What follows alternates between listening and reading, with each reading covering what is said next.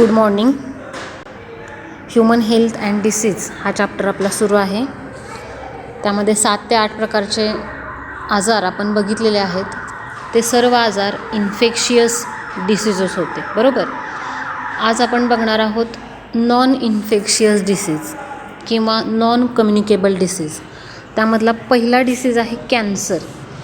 Cancer या डिसीजविषयी मागच्या तासालासुद्धा आपण थोडीफार इन्फॉर्मेशन बघितली आपण, की हा डिसीज एकाला झाला म्हणून दुसऱ्याला होत नाही किंवा इन्फेक्शियस नाही येतो किंवा कम्युनिकेबल नाही, बरोबर. आता जसं आपण कोरोना व्हायरस डिसीज वगैरे बघतो आहे, हा एकापासून दुसऱ्याला त्याचा प्रादुर्भाव होतो. तसा कॅन्सर हा जो डिसीज आहे हा एका व्यक्तीपासून दुसऱ्या व्यक्तीला त्याचं ट्रान्समिशन होत नाही. तर हा डिसीज का होतो नेमकं, याचे काय स्टेजेस आहेत याच्या डिटेल्स आपण बघणार आहोत. आता कॅन्सर म्हणजे काय, तर थोडक्यात एक प्रकारचा ट्यूमर असतो, बरोबर. गाठ ज्याला आपण म्हणतो. कॅन्सर म्हणजे थोडक्यात गाठ तयार होणं शरीरामध्ये. आणि ही गाठ कशाची असते, तर सेल डिव्हिजन होतं आणि त्या डिव्हिजनमधून भरमसाठ सेल तयार केल्या जातात आणि त्याची गाठ तयार होते. पण ह्या ज्या तयार झालेल्या सेल असतात ह्या मात्र काही उपयोगाच्या नसतात. म्हणजे थोडक्यात ह्या सेल कशा असतात, ॲबनॉर्मल असतात. त्यांची जी डिव्हिजन असते ती अनकंट्रोल्ड असते, म्हणजे शरीराचं त्याच्यावरती नियंत्रण नसतं. थोडक्यात रेग्युलर आपलं जे सेल डिव्हिजन होतं त्याच्यामध्ये नियंत्रण असतं, पेशी विभाजनावर नियंत्रण असतं. पण इथं तसं नियंत्रण नसतं. त्यामुळं पर्पजलेस डिव्हिजन असतात. काही कारण नसताना त्या डिव्हिजन होतात आणि त्यामुळं ॲबनॉर्मल सेल तयार होतात. त्याला आपण काय म्हणतो, तर ट्यूमर म्हणतो. आता हे ट्यूमरचे 2 प्रकार पडतात बघा. आपण बघूया, हे जे ट्यूमर आहेत ह्या ट्यूमरचे 2 प्रकार पडतात. एक म्हणजे बेनाईन ट्यूमर आणि दुसरा आहे मॅलिग्नंट ट्यूमर. आता ह्यामध्ये फरक काय आहे बघा. बेनाईन ट्यूमर हा जो असतो हा नॉन कॅन्सरस आहे आणि मॅलिग्नंट आहे हा कसा आहे, कॅन्सरस आहे. म्हणजे याच्यामुळं कॅन्सर होतो, बेनाईनमुळं कॅन्सर होत नाही.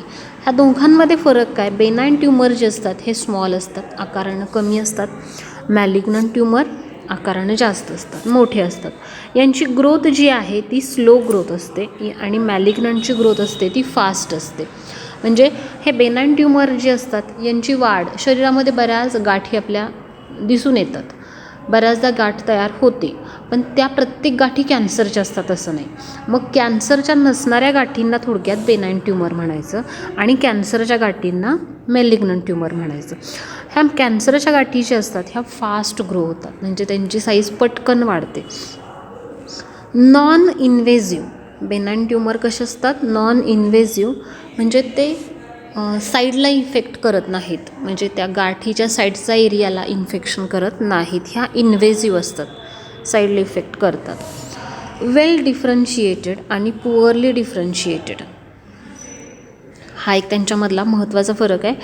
आता हे स्टे लोकलाइज्ड बेनाईन ट्यूमर कसे असतात, लोकलाइज्ड असतात आणि यांच्यामध्ये यांची कॅरेक्टरिस्टिक म्हणजे मेटास्टॅसिस ऑकर्स. मेटास्टॅसिस म्हणजे काय बघा, हे बघणार आहोत आपण. आता हे बेनाईन ट्यूमर कसे असतात, लोकल असतात. म्हणजे थोडक्यात आपल्या शरीरामध्ये समजा हातामध्ये एखादी गाठ उठली, बरोबर. बऱ्याचदा उठतात गाठी, मानेवरती असेल किंवा पोटावरती असेल, कुठंतरी एखाद्या ठिकाणी शरीरावरती गाठी, पायामध्ये असेल, गाठ तयार होतात. तर स्टे व्हेअर दे आर म्हणजे जिथं तयार झाले तिथंच त्या गाठी राहतात, पुढं सरकत नाहीत किंवा त्याचं प्रादुर्भाव दुसऱ्या ठिकाणी होत नाही किंवा दुसऱ्या ऑर्गनवरती होत नाही. Can't invade or metastasise. आता मेटास्टाईज म्हणजे काय हे बघावं लागेल आपल्याला. कॅन्सरमध्ये हे मेटास्टॅसिस होतं. मेटास्टॅसिस म्हणजे काय बघा, इनफिल्ट्रेट, त्यानंतर इन्वेड, डिस्ट्रॉय सराउंडिंग टिश्यू. म्हणजे ही गाठ, कॅन्सरची गाठ ज्या ठिकाणी तयार होते, आता बऱ्याचदा कॅन्सरच्या गाठी तयार होतात बघा. मग काही वेळेला लंग्समध्ये असतात, काही वेळेला स्टमकमध्ये, इंटेस्टाईनमध्ये, इसोफेगसमध्ये, बऱ्याच ठिकाणी शरीराच्या प्रत्येक भागामध्ये ह्या कॅन्सरच्या गाठी तयार होऊ शकतात, बरोबर. जिथं हे गाठ तयार होते तिथल्या भागामध्ये याचा प्रादुर्भाव होतो, त्याला म्हणतो आपण metastasis. Then metastasis to other part of body. म्हणजे आता समजा एका ठिकाणी जर गाठ तयार झाली आहे तर त्याचा इफेक्ट दुसऱ्या ऑर्गनवरती होतो, तर याला म्हटलं जातं मेटास्टॅसिस. मेटास्टॅसिसचा अर्थ लक्षात आला. ह्या मेटास्टॅसिस म्हणजे काय, तर ह्या कॅन्सरच्या गाठी ज्या ठिकाणी उठतात तिथून दुसऱ्या ऑर्गनवरती इफेक्ट करतात किंवा दुसऱ्या ठिकाणी साईडचा एरिया कॅप्चर करत असतात. तुम्हाला माहिती असेल की ज्या वेळेला समजा तोंडाचा कॅन्सर झाला आहे, पटकन जर ते सर्जरी करून जर ती गाठ नाही काढली तर त्याचं इन्फेक्शन वाढत जातं, तोंडाच्या बाकीच्या भागामध्ये ते पसरत जातं, बरोबर. याला मेटास्टॅसिस म्हणतो. तर हा फरक ह्या दोघांमध्ये आहे. बेनाईन ट्यूमर म्हणजे नॉन कॅन्सरस ट्यूमर किंवा गाठी, आणि मॅलिग्नंट ट्यूमर म्हणजे कॅन्सरच्या गाठी. हा दोघांमधला फरक आहे. हा मुद्दा बघायचा होता आपला, बघून झाला. आता पुढचे काही कन्सेप्ट आहेत. ऑन्कोलॉजिस्ट म्हणजे काय, कॅन्सरच्या संदर्भाने काही कन्सेप्ट आहेत ज्या तुम्हाला एक्झामला विचारल्या जातील. ऑन्कोलॉजिस्ट म्हणजे काय बघा, तर हे एक प्रकारच्या, कुणाला म्हणतो आपण ऑन्कोलॉजिस्ट, आता जनरली आपण म्हणतो बघा की न्यूरोसर्जन, बरोबर, ब्रेनची सर्जरी करणारे किंवा चेतासंस्था जी आहे त्याच्यावरती जे अभ्यास करणारे त्याला न्यूरोसर्जन म्हणतो आपण, बरोबर. तसं किंवा अर्थ्रोपेडिक, बरोबर, अर्थ्रोपेडिक किंवा अर्थ्रोलॉजिस्ट जे हाडांचा अभ्यास करणारे किंवा हाडांची सर्जरी करणारे, हाडांचे डॉक्टर, त्याला आपण अर्थ्रोपेडिक असं म्हणतो. तसं ऑन्कोलॉजिस्ट म्हणजे काय, तर कॅन्सरचा थोडक्यात अभ्यास करणारे, त्यांना आपण काय म्हणतो, ऑन्कोलॉजिस्ट म्हणतो. कॅन्सरच्या हॉस्पिटलमध्ये तुम्ही गेला असेल तर तिथं अशा पद्धतीची नावं तुम्हाला बघायला मिळतात. तर ऑन्कोलॉजिस्ट म्हणजे थोडक्यात physician and researchers who specialise in the study, diagnosis, treatment and prevention of cancer. Cancer ह्या आजाराचा स्टडी करणारे, त्याचं निदान लावणारे, त्याची ट्रीटमेंट करणारे आणि कॅन्सर होऊ नये याच्यासाठी जे काम करणारे असतात त्यांना आपण काय म्हणतो, ऑन्कोलॉजिस्ट म्हणतो. थोडक्यात कॅन्सरचे डॉक्टर, त्यांना ऑन्कोलॉजिस्ट म्हणायचं. Tumours may develop anywhere in the body. हे कॅन्सरचे ट्यूमर कुठंही तयार होतात. All tumour are not cancerous. हे बघितले आपण ऑलरेडी आता की सगळेच ट्यूमर हे कॅन्सरस नसतात, काही बेनाईन असतात, नॉन मॅलिग्नंट, तर काही कॅन्सरस असतात, त्याला आपण मॅलिग्नंट ट्यूमर म्हणतो आहे. तर हे आपण ऑलरेडी बघितलेलं आहे ह्यातला फरक. आता आपण तेच बघणार नाही आहोत. पुढं आहे टाईप्स ऑफ कॅन्सर. आता ॲक्च्युअल मेटास्टॅसिस जे आहे ते होतं, कॅन्सर होतो, ह्या कॅन्सरचे प्रकार आहेत. आता हे प्रकार कुठले, तर जवळपास त्याचे 5 प्रकार आहेत. हे प्रकार कशावरून ठरतात, तर according to type of tissue affected. ज्या भागामध्ये कॅन्सर आहे, कुठल्या प्रकारच्या टिश्यू अफेक्ट झालेल्या आहेत, कुठल्या भागावर त्याचा इफेक्ट दिसून येतो आहे, त्यावरून कॅन्सरचे 5 प्रकार पडतात. आता हे प्रकार बघा, सगळ्यात पहिला प्रकार आहे कार्सिनोमा. कार्सिनोमा कोणाला म्हणायचं, cancer that arise from epithelial tissue. आपण टिश्यूचे प्रकार बघितलेले आहेत, epithelial tissue, connective tissue, nervous tissue, muscle tissue, बरोबर. तर हे प्रकार जे आहेत, हे प्रकार कशावरून ठरतात, तर कॅन्सर कुठल्या भागामध्ये होतो आहे त्यावरून हे प्रकार ठरतात.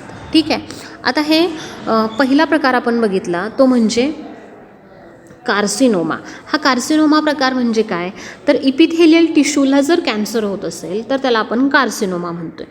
आता हे इपिथेलियल टिश्यू कुठं असतात, covering all linings of body organ. आता बॉडीचे जे कव्हरिंग असतात आपल्या, मग ऑर्गनचे कव्हरिंग असू देत किंवा बॉडीचे कव्हरिंग असू देत, ह्या कव्हरिंगमध्ये ह्या इपिथेलियल टिश्यू असतात आणि तिथं जर कॅन्सर होत असेल तर त्याला आपण कार्सिनोमा म्हणतो. आता याच्यामध्ये नेमके कुठले प्रकार मोडतात, तर ब्रेस्ट कॅन्सर, जास्त करून महिला वर्गांमध्ये होणारा हा कॅन्सर आहे. छातीचा कॅन्सर त्याला आपण म्हणतो.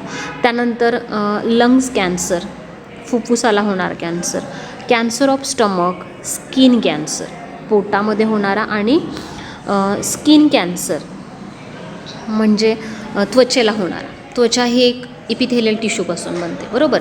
त्यामुळे बघा, breast cancer, lung cancer, stomach आणि स्किन कॅन्सर हे कसले प्रकार आहेत, तर कार्सिनोमा, की जे इपिथेलियल टिश्यू अफेक्ट करतात. त्यानंतर दुसरा प्रकार आहे सार्कोमा. सार्कोमा म्हणजे काय बघा, cancer that arises from connective tissue. हा कॅन्सर कनेक्टिव्ह टिश्यूमधून अराईज होतो, इज कॉल्ड सार्कोमा. आता कनेक्टिव्ह टिश्यू कुठं असतात, तर इन बिटवीन 2 ऑर्गन्स. आपल्या शरीरामध्ये कनेक्शन ह्या नावातच आहे, शरीरातले जे 2 ऑर्गन आहेत, 2 ऑर्गनच्या मधली जी स्पेस आहे ती स्पेस भरून काढणारा टिश्यू म्हणजे थोडक्यात कनेक्टिव्ह टिश्यू. ठीक आहे. तर ह्या कनेक्टिव्ह टिश्यूला होणारा कॅन्सर त्याला आपण सार्कोमा असं म्हणतो. आता याच्यामध्ये कुठला कुठला भाग येतो बघा. बोन ट्युमर म्हणजे हाडाचा कॅन्सर, त्याला आपण ऑस्टिओसार्कोमा म्हणतो. त्यानंतर मसल ट्युमर, मसल्स आहेत आपले, स्नायूंना होणारा कॅन्सर, मायोका सार्कोमा म्हणायचं त्याला.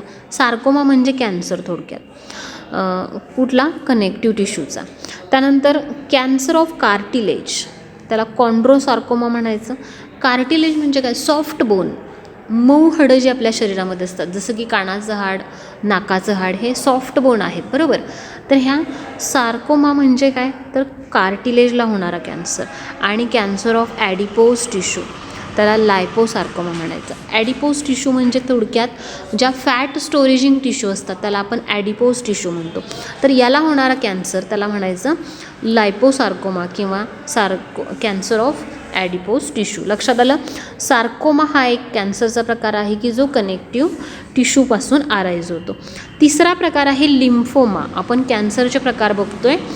कार्सिनोमा इपिथेलियल टिश्यूला होणारा, सार्कोमा कनेक्टिव्ह टिश्यूला होणारा, आणि लिम्फोमा लिम्फॅटिक टिश्यूला होणारा. तर लिम्फॅटिक टिश्यू म्हणजे काय, आपल्या शरीरामध्ये लिम्फॅटिक सिस्टीम आहे, बरोबर, जी आपली इम्युन सिस्टीम आहे. थोडक्यात शरीराची आपली इम्युन सिस्टीम आपण बघितली, काय म्हणतो, रोगप्रतिकारक संस्था, त्याच्यामध्ये लिम्फोसाइट्स असतात, बरोबर, हे बघितले आपण, बी लिम्फोसाइट्स, टी लिम्फोसाइट्स. तर ह्या लिम्फॅटिक टिश्यू जे असतात त्या लिम्फॅटिक टिश्यूला होणारा कॅन्सर त्याला काय म्हणायचं, तर लिम्फोमा म्हणायचं.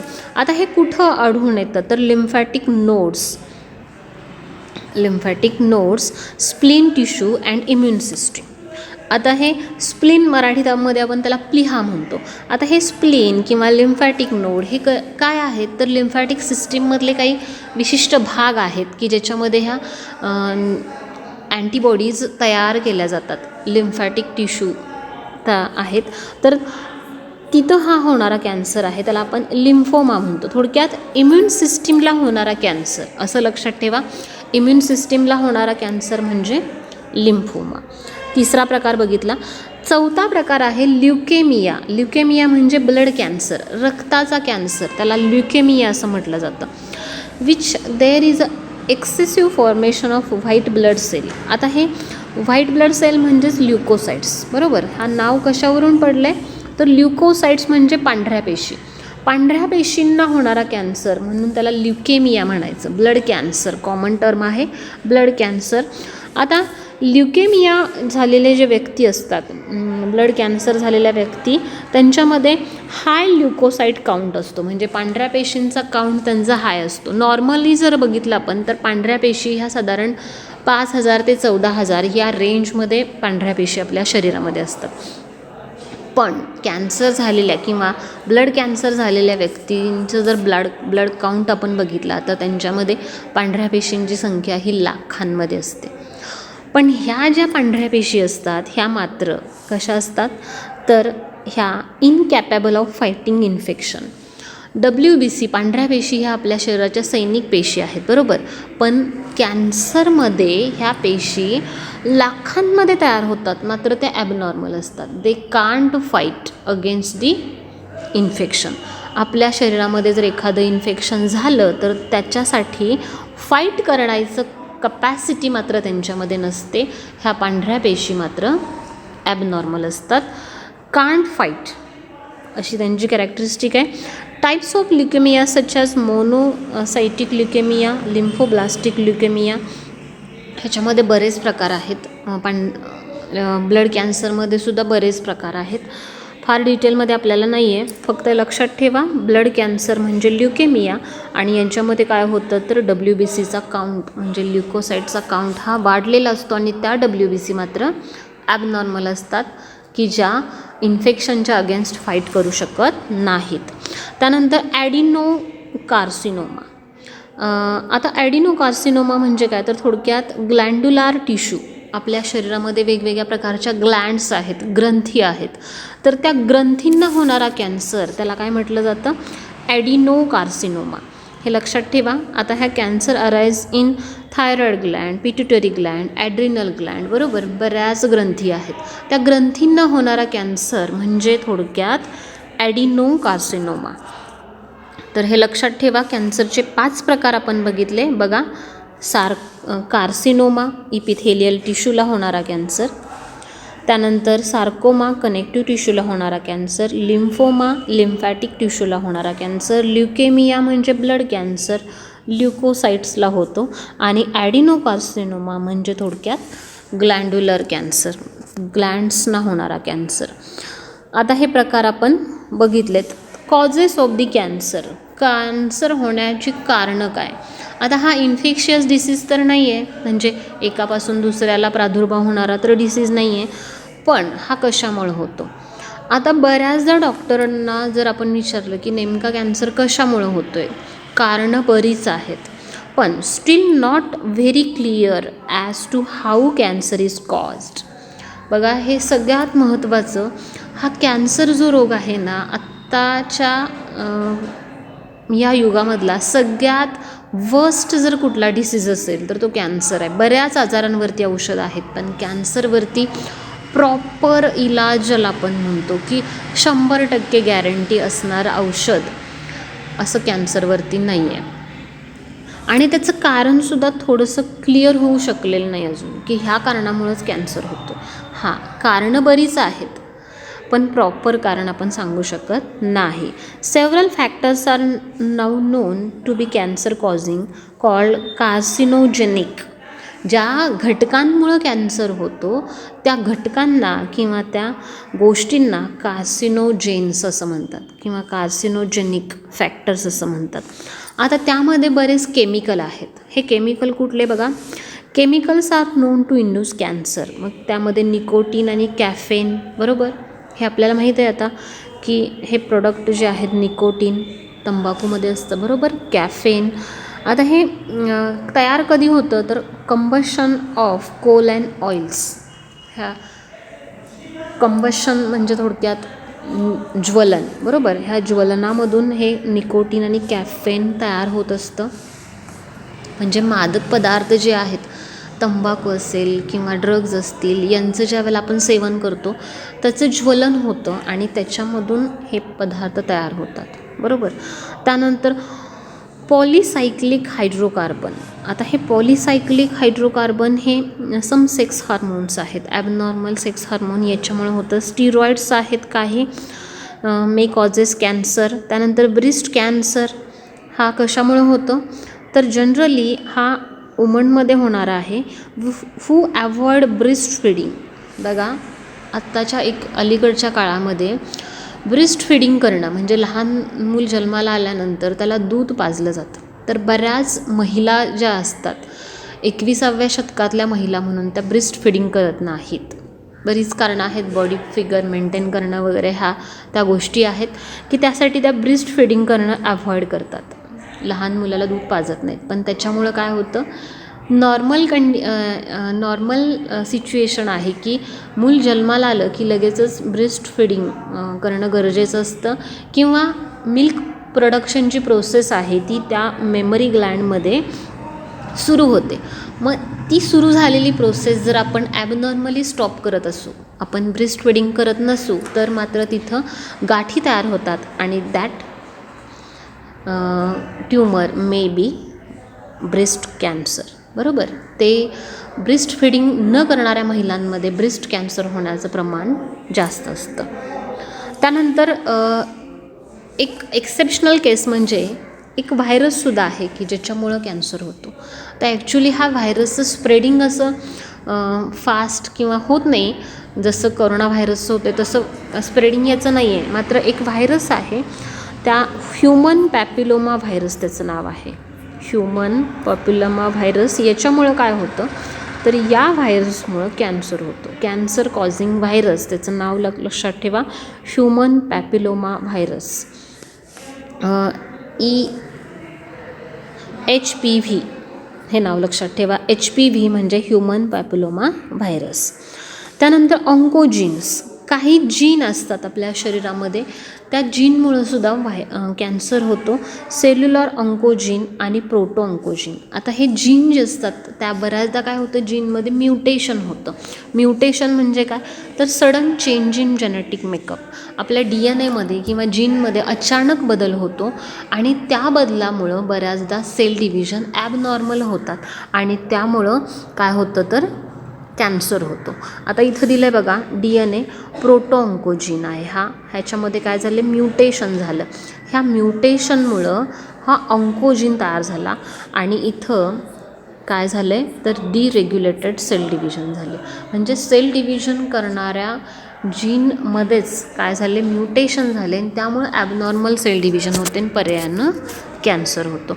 हे सुद्धा एक प्रकारचं कॉज आहे. त्यानंतर रेडिएशन म्हणजे किरणं. आता ही किरणं कुठली असतात तर बघ, त्यामध्ये बरीच आहेत. एक्स-रे आहे, गॅमा रेज आहे, कॉस्मिक रेज, अल्ट्राव्हायोलेट रेज. हे कॉमन 4 रेजमुळं काय होतं तर कॅन्सर होतो.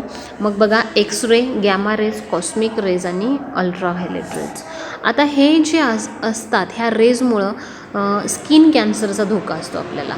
Skin cancer. आता हे जे हायली सनी एरियाजमध्ये, व्हेरी सनी एरिया म्हणजे अल्ट्राव्हायोलेट रेडिएशन, हे सूर्यापासून अतिनील किरणं निघतात, बरोबर.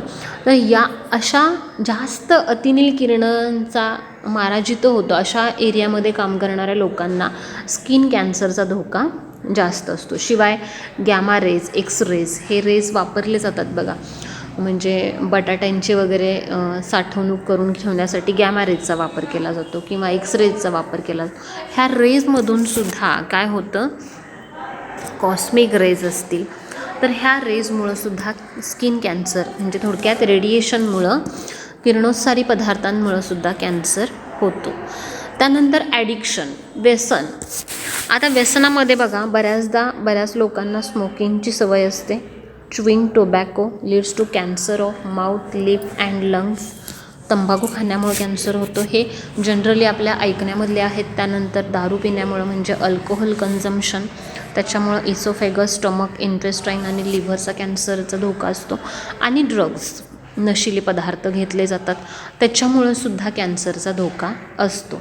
मग आता व्यसनामध्ये लक्षात ठेवा, टोबॅको, अल्कोहोल आणि ड्रग्स याच्या सेवनामुळे सुद्धा कॅन्सर होतो. हे सुद्धा कारण आहे. आता त्यानंतर काही स्टँडर्ड ट्रीटमेंट आहेत. कॅन्सरसाठी काही ट्रीटमेंट आहेत. त्या ट्रीटमेंट आपण बघूया. सगळ्यात पहिली ट्रीटमेंट म्हणजे किमोथेरपी. तर किमोथेरपी म्हणजे काय तर केमिकल थेरपी आहे एक प्रकारची. हे केमिकल काय करतात तर हे काही कॅन्सर ड्रग असतात. हे केमिकल म्हणजेच काय तर अँटी कॅन्सर ड्रग हे काय करतात, check cell division by inhibiting DNA synthesis. म्हणजे सेल डिव्हिजन जी ॲबनॉर्मल होती आहे ती सेल डिव्हिजन स्टॉप करायचं काम हे अँटी कॅन्सर ड्रग करत असतात. मग ह्या ड्रगची थेरपी या व्यक्तींना दिली जाते. आता हे कॅन्सर सेल्स म्हणजे ज्या कॅन्सर सेल जे असतात ह्या कॅन्सर सेल तर मारल्या जातातच,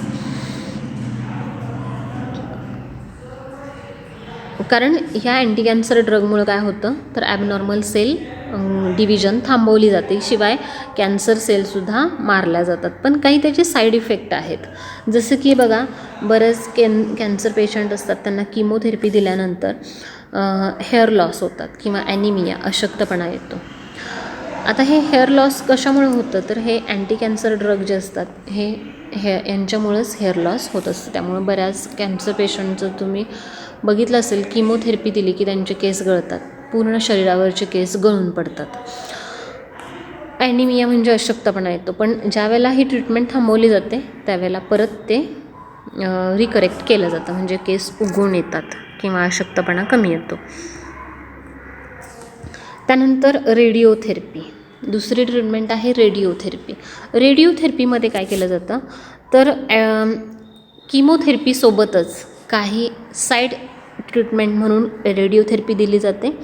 याच्यामध्ये काय केलं जातं तर रेज फ्रॉम रेडिओ ॲक्टिव्ह मटेरियलचा वापर याच्यामध्ये रेज त्याचे दिले जातात. कशासाठी तर त्या कॅन्सर सेल मारण्यासाठी. मग बघा, cancer tissue or cell are expose to radiation from radioactive material such as कोबाल्टचं रेडिएशन, त्यानंतर इरिडियम आणि आयोडीन. आता हे काय केलं जातं, तर ह्याचा मारा केला जातो त्या कॅन्सर सेलवर, म्हणजे त्या कॅन्सर पेशी मारायच्या आहेत म्हणून आपण ह्या रेडिओथेरपीचा वापर केला जातो. X-ray gamma rays are charge particle are use to destroy the cancerous tissue or cell but cause minimum damage to the surrounding normal tissue or sale.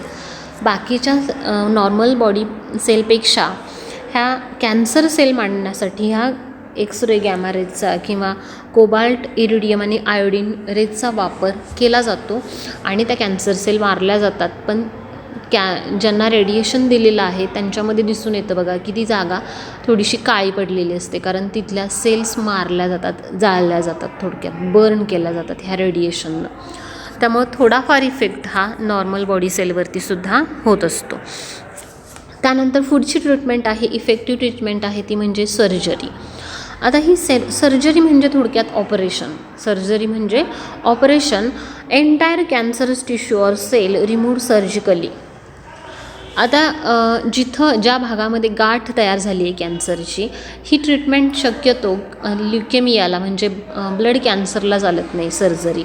Leukaemia सोडून म्हणजे ब्लड कॅन्सर सोडून बाकी सगळ्या कॅन्सरमध्ये शक्यतो पहिली ट्रीटमेंट काय केली जाते, पहिली ट्रीटमेंट म्हणजे डायग्नॉसिस झालं की पहिल्यांदा जिथं कॅन्सरची गाठ आहे ती गाठ ऑपरेशन करून काढून टाकणं, हा पहिला प्रकार आहे. मग त्यामध्ये ब्रेस्ट ट्यूमर असेल, युटेराईन ट्यूमर असेल, याच्यामध्ये सर्जरी ही मोस्ट इफेक्टिव्ह असते.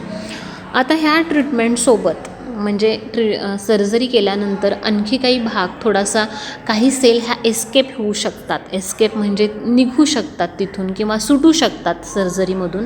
त्या सेल परत काढून टाकण्यासाठी साईड ट्रीटमेंट म्हणून बऱ्याचदा किमोथेरपी किंवा रेडिएशन थेरपी, ह्यासुद्धा रेडिएशन सपोर्टिव्ह थेरपी दिल्या जातात. पण महत्त्वाची ट्रीटमेंट आहे ती म्हणजे सर्जरी. मोठ्या प्रमाणात कॅन्सर सेल ह्या ऑपरेशन करून काढून टाकल्या जातात, त्याला सर्जरी असं म्हणतात. त्यानंतर इम्युनोथेरपी. इम्युनोथेरपीमध्ये काय आहे बघा, तरी tumour cell avoid detection and destruction by immune system. आपल्या इम्युन सिस्टीमद्वारेच त्या सेल मारल्या जातात. The patient are given substance called biological response modifier such as alpha interferon activates their immune system help to destroy the tumour. म्हणजे आपली immune सिस्टीमच त्या कॅन्सरला मारावी ह्याच्यासाठी alpha interferon नावाचं एक सबस्टन्स त्यामध्ये ह्याची ट्रीटमेंट दिली जाते आणि त्यामुळं त्या आपली इम्युन सिस्टीम त्या कॅन्सर सेलला मारते, त्याला इम्युनोथेरपी असं म्हटलं जातं. तर ही सुद्धा एक थेरपी आहे. त्यानंतर काही सपोर्टिव्ह थेरपी आहेत की कॅन्सर पेशंटला ट्रीटमेंट दिल्यानंतर काही साईड इफेक्ट दिसून येतात, तर त्या साईड इफेक्टवरती काम करणारी थेरपी म्हणजे थोडक्यात सपोर्टिव्ह थेरपी म्हटलं जातं. मग त्यामध्ये जी लक्षणं आहेत त्यानुसार सपोर्टिव्ह थेरपी दिली जाते. तर हे आपण बघितलं त्यासाठी ट्रीटमेंट काय आहे. त्यानंतर असं एक अहवालानुसार लक्षात येतं की globally 1 out of 6 death is due to the cancer. म्हणजे इतक्या मोठ्या प्रमाणात डेथ ह्या कॅन्सरमुळं होत आहेत की 6 पैकी 1 मृत्यू हा कॅन्सरमुळे होतो, असं एक अहवालातून लक्षात येते.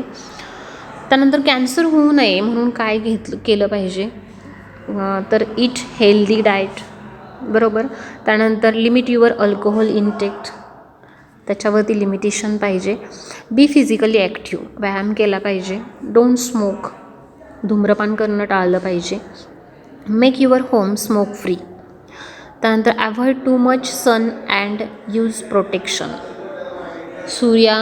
अतिनील किरणांपासून स्वतःला वाचवलं पाहिजे. त्यानंतर ब्रेस्ट फीड, हे ब्रेस्ट कॅन्सर होऊ नये ह्यासाठी महिलांसाठी उपयोगी आहे की ब्रेस्ट फीडिंग केलं पाहिजे. त्यानंतर ensure your children to get hepatitis B and HPV vaccine, हे वॅक्सिन उपलब्ध झालेले आहेत. हिपॅटायटिस बी आणि HPV वॅक्सिनेशन उपलब्ध आहे, ते वॅक्सिनेशन करून घेतलं पाहिजे की जे अँटी कॅन्सर आहे. आणि take part in cancer screening programme, जे कॅन्सर स्क्रीनिंग प्रोग्रॅम असतात टेस्ट वगैरे असतात त्याच्यामध्ये आपण पार्टिसिपेट झालं पाहिजे. इथं आपण कॅन्सर हा आजार बघितला, संपलेला आहे. आता दुसरा आजार आहे तो म्हणजे एड्स हा सुद्धा एक खूप भयानक आजार आहे की ज्याच्यावरती अजूनही औषध निघालेलं नाही. 1 डिसेंबर हा वर्ल्ड कॅन्सर डे म्हणून सेलिब्रेट केला जातो. आता एड्सच्या डिटेल्स बघणार आहोत आपण. एड्स म्हणजे काय आहे तर ॲक्वायर्ड इम्युनोडिफिशियन्सी सिंड्रोम, एड्सचा फुल फॉर्म आहे हा. एड्स हे आजाराचं नाव आहे. ॲक्वायर्ड इम्युनोडिफिशियन्सी सिंड्रोम हा त्याचा लॉंग फॉर्म आहे, AIDS, बरोबर. It is usually fatal illness. अशक्तपणा हा सगळ्यात महत्त्वाचा सिम्पटम म्हणजे अशक्तपणा ह्याचा आहे. पॉझिटिव्ह एजंट कोण आहे तर retrovirus single stranded RNA known as human immunodeficiency virus, HIV हा व्हायरस आहे. बघा दोन्हीतला फरक. एड्स म्हणजे काय, आजाराचं नाव आहे आणि तो आजार कुणामुळे होतो तर HIV व्हायरसमुळे होतो. HIV याचा लॉंग फॉर्म काय आहे, ह्युमन इम्युनोडिफिशियन्सी व्हायरस हे त्याचं नाव आहे. तर HIVमुळं एड्स होतो, हे लक्षात ठेवा. विकनेस दी बॉडीज इम्युन सिस्टीम हा सगळ्यात महत्त्वाचा रोल काय करतो तर आपली इम्युन सिस्टीमवरच आघात करतो. आपली इम्युन सिस्टीम वीक करण्याचं काम हा एड्स किंवा HIV व्हायरस करत असतो. Victim vulnerable to life threatening opportunistic infection, neurological disorder and unusual malignancies. Immune system weak असल्यामुळं कुठलाही आजार असू दे, कुठलंही इन्फेक्शन असू दे, पटकन त्याला इन्फेक्शन होतं आणि त्यामुळं सगळ्या आजारांचा मारा एड्स झालेल्या व्यक्तीला होत असतो. एड्स होतो म्हणजे काय तर थोडक्यात इम्युन सिस्टीम वीक होते आणि एकदा का इम्युन सिस्टीम वीक झाली की सगळे आजार त्या व्यक्तीला होतात, असं ह्याच्यामधलं मेन प्रिन्सिपल आहे. आता हा एक पेंडेमिक आहे वर्ल्ड वाईड. कुठल्याही देशात जावा एड्सचे पेशंट आहेतच, म्हणून त्याला पेंडेमिक असं म्हटलं जातं. मग त्यामध्ये पुअर कंट्री असू देत, डेव्हलप कंट्री असू दे, सगळ्याच कंट्रीमध्ये हा आजार दिसून येतो आहे. हे आता लक्षात आलेच आपल्या. AIDS AIDS long form acquired immunodeficiency syndrome हा एड्सचा लॉंग फॉर्म आहे आणि HIV म्हणजे ह्युमन इम्युनोडिफिशियन्सी व्हायरस. आता ह्याची हिस्ट्री जर बघितली आपण तर एड्सचा पहिला पेशंट हा USA 1981 सापडलेला, हे थोडंसं लक्षात ठेवा. त्यानंतर इंडियामध्ये पहिली केस कधी सापडली, एप्रिल 1986 तमिळनाडूमध्ये एड्सचा पहिला पेशंट सापडला. आता हा HIV व्हायरस जो आहे हा ओरिजिनेट कधी झाला तर आफ्रिकामध्ये 1950 साली तो ओरिजिनेट झाला आहे. सगळ्यात पहिल्यांदा तो माणसाला झाला नव्हता तर एका प्रायमेट म्हणजे मंकीला पहिल्यांदा झालेलं डिटेक्ट झालेलं आहे. तर माकडांमध्ये हा आजार पहिल्यांदा पसरला आहे आणि त्यानंतर तो माणसांमध्ये आला. पहिला पेशंट USA 1981 सापडला आहे. त्यानंतर स्ट्रक्चर ऑफ HIV, ह्या HIV व्हायरसचं जर आपण स्ट्रक्चर बघितलं तर त्याचा डायमीटर हा साधारण 100 ते 140 NM इतका त्याचा डायमीटर असतो. ह्याचा आकार हा स्पेरिकल आहे म्हणजे गोल आहे. त्यानंतर याच्यामध्ये shows centrally located 2 single stranded RNA molecule. आता बघा आपण डायग्रॅमच बघूया. ह्या डायग्रॅममध्ये लक्षात येते हा HIV व्हायरस आहे, बरोबर. ह्युमन इम्युनोडिफिशियन्सी व्हायरसचं हे स्ट्रक्चर आहे. ही डायग्रॅम तुम्हाला एक्झामला विचारली जाऊ शकते 3 मार्काला, स्केच अँड लेबल HIV. तर ह्याच्यामध्ये ह्याचं जेनेटिक मटेरियल काय आहे तर RNA आहे आणि हे RNA किती आहेत 2 सिंगल स्ट्रँडेड RNA. हा एक RNA, हा दुसरा RNA. ह्याच्यासोबत काय आहे तर एक एन्झाईम आहे. त्या एन्झाईमचं नाव आहे रिव्हर्स ट्रान्सक्रिप्टेज. काय आहे त्या एन्झाईमचं नाव रिव्हर्स ट्रान्सक्रिप्टेज. हे कशासाठी लागतं तर ह्या RNAचं डुप्लिकेशन करण्यासाठी किंवा रेप्लिकेशन करण्यासाठी हे एन्झाईम लागतं रिव्हर्स ट्रान्सक्रिप्टेज. तर ह्या एन्झाईमचा वापर करून ह्या स्वतःच्या कॉपीज वाढवत असतो हा व्हायरस. त्यानंतर ह्या RNAच्या भोवती हे 2 कोटिंग दिसत आहेत बघा मण्यासारखे. हे कोटिंग कशाचे आहेत तर प्रोटीन कोट आहे. व्हायरसच्या बॉडीमध्ये बाकी काही नसतं, कॅप्सिड आणि जेनेटिक मटेरियल. मग हे जेनेटिक मटेरियल RNA आहे आणि कॅप्सिड म्हणजे कोटिंग. हे कोटिंग कशाचं आहे तर प्रोटीनचं आहे. मग हा हे जे निळ्या रंगामध्ये दिसते हे कॅप्सूल प्रोटीन आहे आणि येलो कलरमध्ये जे आहे ते मॅट्रिक्स प्रोटीन आहे. 2 प्रकारच्या प्रोटीन चेन आहेत. त्यानंतर प्रोटीनच्या भोवती एक चेन दिसते बघा. ही जी चेन आहे याला म्हटलं जातं ग्लायकोप्रोटीन. हे सगळ्यात बाहेरचं जे आवरण आहे ते लिपिडचं आहे. ॲक्च्युली हे आवरण कशाचं आहे? लिपिडचं आवरण आहे आणि त्याच्यामध्ये हे ग्लायकोप्रोटीन आहेत. म्हणजे हे जे दिसत आहेत हे एन्व्हलपमध्ये असणारे हे उभे जे दिसत आहेत हे सुद्धा काय आहेत? प्रकारचे प्रोटीन आहेत. ह्याला एन्व्हलप प्रोटीन म्हणायचं. तर बघा, कॅप्सूल प्रोटीन, त्यानंतर मॅट्रिक्स प्रोटीन आणि एन्व्हलप प्रोटीन असे साधारणपणे 2 ते 3 प्रकार प्रोटीनचे दिसून येतात की ज्या प्रोटीनमुळं काय होतं, ह्या RNAला प्रोटेक्शन मिळतं. तर हे स्ट्रक्चर आहे HIV व्हायरसचं, हे लक्षात ठेवा. हे सुद्धा त्याचं स्ट्रक्चर आहे. आता हा व्हायरस नेमकं काय करतो? Virus replicate in actively dividing T4 lymphocyte.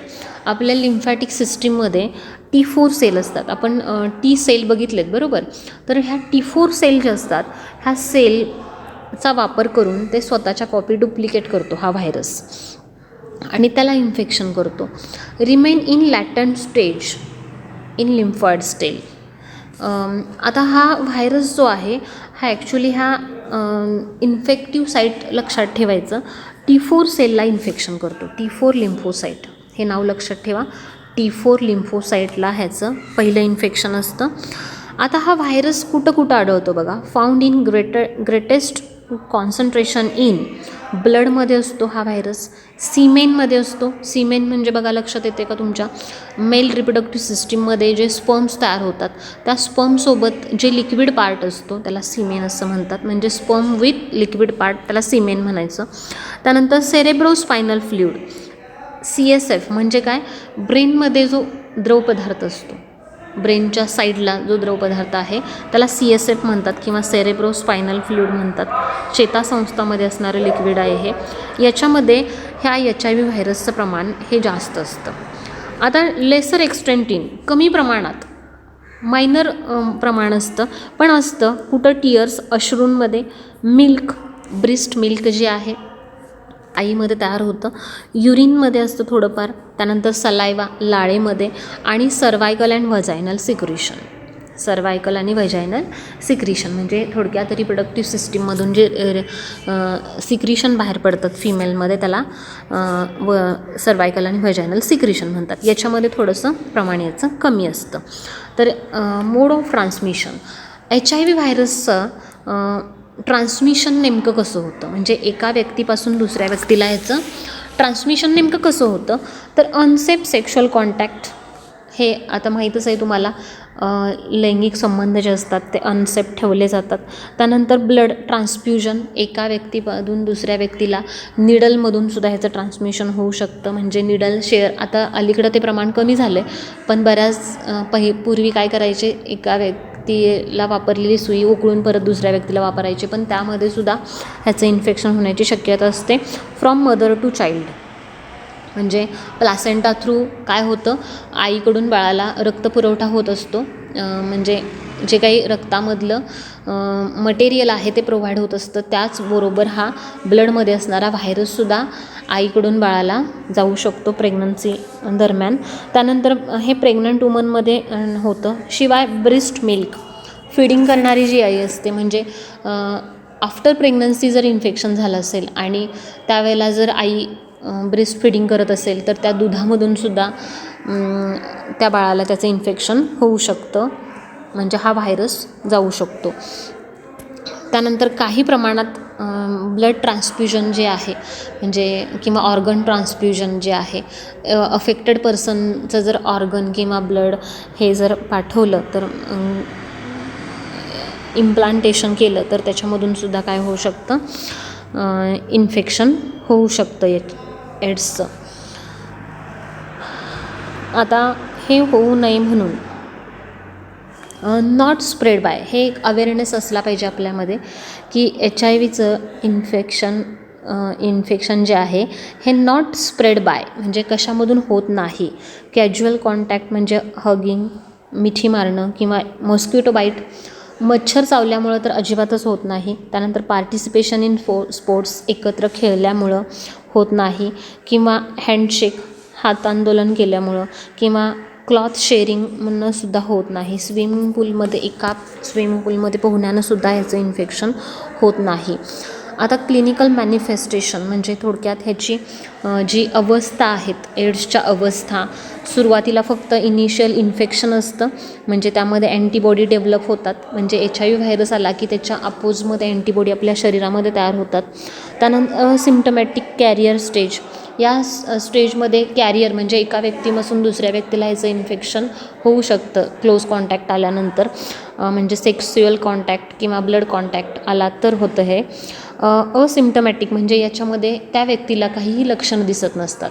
हा पिरियड, याला इन्क्युबेशन पिरियड म्हणतो आपण.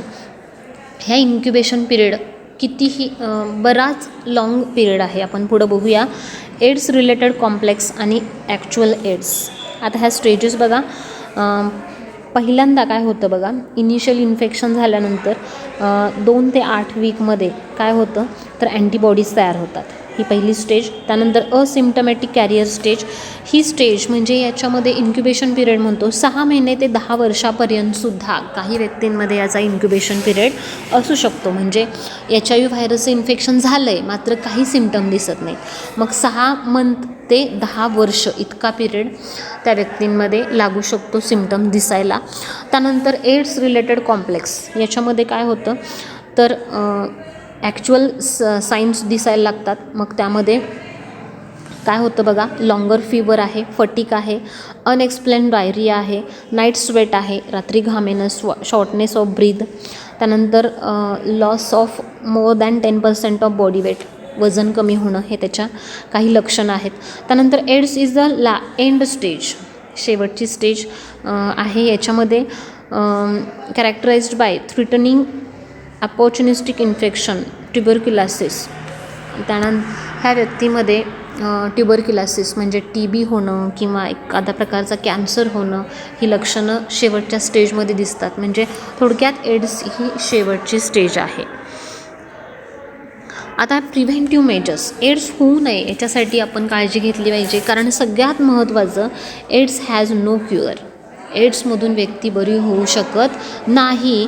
त्यासाठी आपण काय केलं पाहिजे तर प्रिव्हेन्शन केलं पाहिजे. आपण स्वतःला वाचवलं पाहिजे एड्स होऊ देण्यापासून. Prevention is better than cure, बरोबर. ह्याच्यावरती उपचारच नाही आहे, त्यामुळं प्रिव्हेन्शन हाच उपचार म्हटलं पाहिजे आपण, प्रिव्हेन्शन. तर ह्याच्यासाठी काय केलं पाहिजे तर एज्युकेशन दिलं पाहिजे. एड्स नेमका कशामुळे होतं त्याचा अवेअरनेस प्रोग्राम राबवला पाहिजे. त्यानंतर बाकीच्या गोष्टी, डिस्पोजल ऑफ निडल्स, त्यानंतर सिरिंज जे असतात, मेडिकल जे डिस्पोजल आहेत ते विल्हेवाट व्यवस्थित लावली पाहिजे. सेक्शुअल हॅबिट बदलल्या पाहिजेत, म्हणजे अलैंगिक संबंध जे असतात, अनसेफ जे असतात ते अव्हॉइड केले पाहिजेत. त्यानंतर डोनेटिंग ब्लड, हे जे ब्लड डोनेशन कॅम्प वगैरे घेतले जातात याच्यामध्ये HIV टेस्ट केली पाहिजे. त्यानंतर रुटीन चेकअप केलं पाहिजे आपण. त्यानंतर सगळ्यात महत्त्वाचं म्हणजे प्रेग्नंट वुमन जे असतात त्या प्रेग्नंट वुमनमध्ये कंपल्सरी HIV टेस्ट केली जाते. म्हणजे त्या व्यक्तीला जर असेल तर बाळाला HIV होऊ नये ह्याच्यासाठी काळजी घेता येते म्हणून ती टेस्ट पहिल्यांदा केली जाते. तर ह्या काही प्रिव्हेंटिव्ह मेजर्स आहेत, हे आपण लक्षात घेतलं पाहिजे. तर इथं 2 टेक्निक लक्षात ठेवा. एक इलायझा टेस्ट आहे, फक्त नावं लक्षात ठेवा, इलायझा आणि साऊदर्न वेस्टर्न ब्लॉट टेक्निक. ह्या 2 टेक्निकद्वारे काय केलं जातं तर त्या व्यक्तीला एड्स झाला आहे की नाही हे टेस्ट केली जातं. इलायझा टेस्टमध्ये काय केलं जातं, ही पहिली टेस्ट आहे, याच्यामध्ये अँटीबॉडीज तयार झाल्यात काय, त्या व्यक्तीमध्ये जर HIVचं इन्फेक्शन असेल तर अपोजिट अँटीबॉडी तयार झालेल्या दिसून येतात, त्याला इलायझा टेस्ट म्हणतात. आणि वेस्टर्न ब्लॉट टेक्निक ही टेस्ट थोडीशी स्पेसिफिक आहे. ही टेस्ट दुसऱ्यांदा केली जाते, म्हणजे सेकंड कन्फर्मेटरी टेस्ट आहे. दोन्हींची नावं लक्षात ठेवा. इलायझाचा लॉंग फॉर्म आहे एन्झाईम लिंक्ड इम्युनोसॉर्बंट एसे, आणि दुसरी आहे वेस्टर्न ब्लॉट टेक्निक. ह्या 2 टेस्ट केल्या जातात.